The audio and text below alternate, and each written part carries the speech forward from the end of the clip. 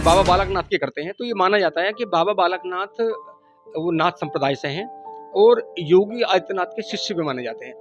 जब जब योगी आदित्यनाथ राजस्थान में उनके प्रचार के लिए जाते हैं, तो वो उन्हें छोटा भाई भी मानते हैं। हालाँकि बाबा बालकनाथ योगी आदित्यनाथ को अपना गुरु मानते हैं कि वो मेरे गुरु हैं और योगी आदित्यनाथ उन्हें अपना छोटा भाई मानते हैं। जिस तरह की कार्यशैली उत्तर प्रदेश में योगी आदित्यनाथ की है, ठीक वैसी कार्यशैली वहाँ राजस्थान में बाबा बालकनाथ की बताई जाती है। चूँकि वो हिंदुओं के फायरब्रांड नेता हैं और जैसे ही वो चुनाव जीते एकाएक, तो जो उन्होंने कई घोषणा की, उससे लगा कि कहीं न कहीं के बाबा बालकनाथ राजस्थान के मुख्यमंत्री हो सकते हैं। हालाँकि प्रधानमंत्री नरेंद्र मोदी ने ये हरी झंडी दे दी कि जिस तरह उत्तर प्रदेश योगी आदित्यनाथ के हवाले है, इस तरह राजस्थान को भी बाबा बालकनाथ के हवाले किया जाए। लेकिन जैसे एकाएक अमित शाह प्रधानमंत्री नरेंद्र मोदी से मिलने जाते हैं, तो पता नहीं क्या वजह रही, एकाएक बाबा बालकनाथ का नाम मुख्यमंत्री पद से हट जाता है। हमें लगता है अगर हम राजनीतिक पंडितों की बात माने, पॉलिटिकल विशेषज्ञों की बात माने, तो उनका कहना है कि अमित शाह नहीं चाहते कि 2 गुरु शिष्य मुख्यमंत्री बने। उत्तर प्रदेश में योगी आदित्यनाथ और राजस्थान में बाबा बालकनाथ। नाथ संप्रदाय के दोनों नेता हैं, वो नहीं चाहते गुरु शिष्य की जोड़ी एक दिन परवान चढ़े, क्योंकि कहीं न कहीं ये डर है भाजपा के राजनीतिक गलियारों में कि जिस तरह आज जोड़ी मोदी जी और अमित शाह की है, हो सकता है कि अगर बाबा बालकनाथ को राजस्थान का मुख्यमंत्री बनाया जाता है, तो कल कहीं योगी और बालकनाथ की जोड़ी ना बन जाए। और अगर ये जोड़ी बनती है, तो कहीं न कहीं ये अमित शाह के लिए खतरे की घंटी ना हो। इसीलिए जैसे ही अमित शाह प्रधानमंत्री नरेंद्र मोदी से मिलकर बाहर निकलते हैं, एकाएक बाबा बालकनाथ का नाम मुख्यमंत्री के नाम से चर्चा से अलग हो जाता है। और चूँकि एक ये भी माना जाता है क्योंकि वसुंधरा राजे राजस्थान की बड़ी नेता हैं और जिस तरह पिछले 3-4 साल से वसुंधरा राजे सिंधिया के रिश्ते दिल्ली दरबार में सही नहीं थे।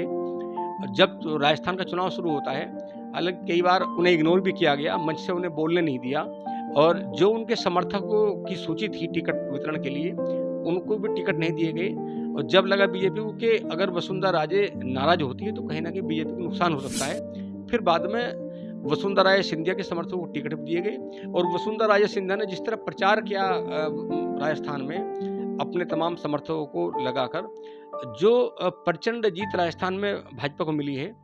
एक जो दल है, जो भाजपा का एक बड़ा धड़ा है, वो इस पक्ष में है कि वसुंधरा राजे सिंधिया को राजस्थान का मुख्यमंत्री बनाया जाए। दूसरी ओर एक भाजपा का धड़ा वो है जो वहाँ वसुंधरा राजे सिंधिया को पसंद नहीं करते हैं। जब 2018 में विधानसभा का चुनाव हुआ था, तो 17 में बड़ा विरोध वसुंधरा राजे सिंधिया को लेकर था, क्योंकि वसुंधरा राजे सिंधिया की एक बड़ी लॉबी है। ये माना भी जाता है कि अगर वसुंधरा राजे नाराज है, तो वहाँ बीजेपी को जीत आसान नहीं होती। इस तरह हम बात करते हैं मध्य प्रदेश की। जब मध्य प्रदेश में चूँकि शिवराज सिंह चौहान को अकेला छोड़ दिया दिल्ली दरबार ने और जो लाडली बहना योजना उन्होंने शुरू की थी, हालाँकि ये माना गया जीत के बाद में कि मध्य प्रदेश में जो मैंडेट मिला है, जो बहुमत भाजपा को मिला है, उसके पीछे कहीं न कहीं शिवराज सिंह चौहान की ये रणनीति थी। ये जो योजना थी लाडली बहना योजना, वो योजना वहाँ सुपरहिट हुई और इसी की वजह से जो महिलाओं का एक तरफ़ा मतदान बीजेपी को हुआ, वो भी कहीं न कहीं वहाँ बीजेपी की जीत का श्रेय महिला को देता है। राजस्थान को इस समय भाजपा एक प्रयोगशाला के रूप में देख रही है। जिस तरह गुजरात में लगातार लंबे समय से बीजेपी की सरकार है और मध्य प्रदेश में जो कि पिछले 18 सालों से कंटिन्यू बीजेपी की सरकार है, अब 5 साल फिर आ गई।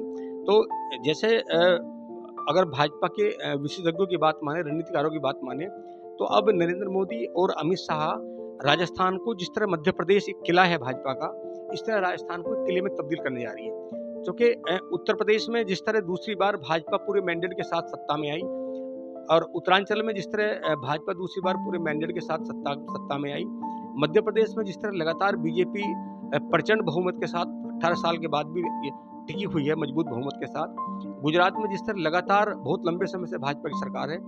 अब जो बाबा बालकनाथ है, क्योंकि बाबा बालकनाथ के साथ में और बहुत सारे ऐसे संत हैं जिनको इस बार प्रयोग किया गया और जहाँ से उन्हें टिकट दिया गया, वो सब जीत की दहलीज को पार करके आए हैं और अच्छे बहुमत से वे लोग विधानसभा का चुनाव भी जीते हैं। ये माना जा रहा है कि जिस तरह ये तमाम उत्तर भारत के राज्य हैं, अभी हरियाणा, पंजाब और हिमाचल, क्योंकि ये 3 राज्य भाजपा के छटके हैं।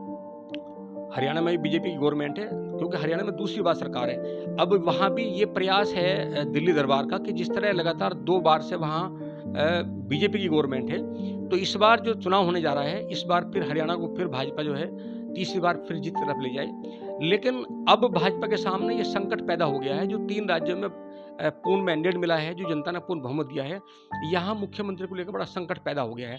क्योंकि यहाँ जो तमाम नेता हैं, अगर हम मध्य प्रदेश की बात करें, तो वहाँ चूँकि नरेंद्र तोमर हैं, तो वहाँ रीता पाठक है, वहाँ प्रहलाद पटेल हैं और वहाँ फग्गन सिंह कुलस्ते हैं और वहाँ वर्तमान मुख्यमंत्री शिवराज सिंह चौहान हैं। इनके बीच में चयन करना बीजेपी के लिए बहुत टेढ़ी खीर इसमें साबित होता है, चूँकि 2024 का लोकसभा चुनाव है। अगर एक धड़ा भी बीजेपी से नाराज़ इसलिए होता है कि वो मुख्यमंत्री के प्रबल दावेदार हैं और उन्हें मुख्यमंत्री नहीं बनाया जाता, तो कहीं न कहीं ये नाराज़गी बीजेपी को 2024 में भारी ना पड़ जाए। यही स्थिति छत्तीसगढ़ में है, चूँकि जब छत्तीसगढ़ में विधानसभा का चुनाव था, तो जो उस समय क्षत्रप थे छत्तीसगढ़ के, तो रमन सिंह के कंधे पे भाजपा ने ये युद्ध लड़ा और इस बीच में एक बार बीच में बोल दिया गृह मंत्री अमित शाह ने कि अगर भाजपा को यहाँ मैंडेट मिलता है, तो यहाँ मुख्यमंत्री ओबीसी से होंगे। रेणुका सिंह जो केंद्र में मंत्री भी हैं, जिस तरह उन्होंने इस्तीफा दिया है भारत सरकार को, अब लग रहा है कि छत्तीसगढ़ में कहीं न कहीं रेणुका सिंह पर मुख्यमंत्री के लिए मोहर लग सकती है। और जिस तरह बाबा बालकनाथ का अचानक एकाएक नाम आया और उसके बाद फिर नाम वापस लिया, चूँकि इधर बाबा बालकनाथ का जैसे नाम सुर्खियों में आता है मुख्यमंत्री के लिए, ऐसे ही वसुंधरा राजे सिंधिया लगभग 70 विधायकों को लेकर अपने पास एक पार्टी कार्यालय में बैठ जाती है। और हालाँकि वो दिल्ली नहीं आई, पर वहीं से मैसेज दे दिया कि अगर वसुंधरा राजे सिंधिया को राजस्थान का मुख्यमंत्री नहीं बनाया गया, तो 2024 में जो चुनाव करीब आ रहा है 4 महीने बाद, उसमें परिणाम विपरीत आ सकते हैं। इसलिए भाजपा इस समय डरी हुई है और अभी तक तीनों राज्यों में ये चयन नहीं कर पाई कि किसे वहाँ मुख्यमंत्री बनाया जाना है। चूँकि राजस्थान में भी जिस तरह प्रयोग किया गया, राज्यवर्धन सिंह राठौर चूँकि वो भी केंद्रीय मंत्री रहे, मजबूत नेता हैं, उन्हें भी वहाँ से विधानसभा चुनाव लड़ाया गया।